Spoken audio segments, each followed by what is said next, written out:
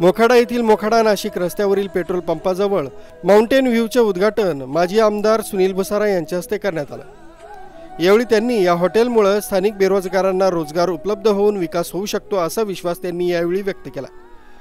मोखाडा हे निसर्ग पर्यटन स्थळ असून त्यासाठी राज्यभरातून पर्यटक येत असतात। त्यांना चांगल्या सुविधा उपलब्ध करून दिल्यास स्थानिक युवकांना रोजगार मिळू शकतो। यासाठी उद्योजकांनी पुढे येण्याची गरज आहे असा विश्वास माजी आमदार सुनील भुसारा यांनी व्यक्त केला।